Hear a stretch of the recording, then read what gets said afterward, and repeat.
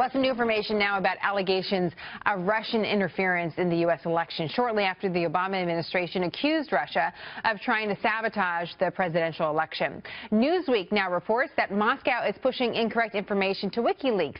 In a piece called "Dear Donald Trump and Vladimir Putin, I am not Sidney Blumenthal," a reporter says his words were passed along to WikiLeaks as the words of the Clinton confidant, and it was no accident, writing, quote, "The Russians have been obtaining American emails and now are presenting complete misrepresentations of them, falsifying them in hopes of setting off a cascade of events that might change the outcome of the presidential election." Let's bring in Peter Doran, Vice President of Research at the Center for European Policy Analysis and an expert on Russia and Ukraine. Peter, nice to have you back in the program.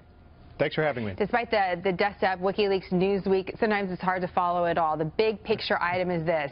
The U.S. government on Friday officially came out and said they believe that the Russian government has directed recent compromises, I'm reading off their release, of emails from U.S. persons and institutions. They mentioned DCleaks.com, a site where a lot of this hacking information has gone, as well as WikiLeaks. Why is that significant that the government chose to do that just days ago? Well, it's becoming increasingly obvious that Russia is attempting to hack the U.S. election by injecting false leads and fake stories into our public debate. What's significant about what occurred on Friday is that for the very first time, the Department of Homeland Security and the intelligence community pointed the finger directly at Russia as being responsible for a lot of these leaks.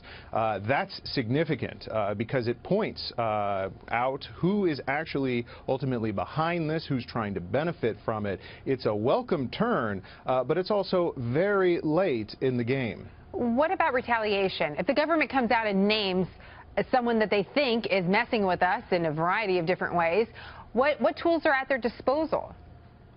Well, this is a problem that Europeans have face on a daily basis, where Russia is actively trying to diffuse and confuse their own political debates in Europe.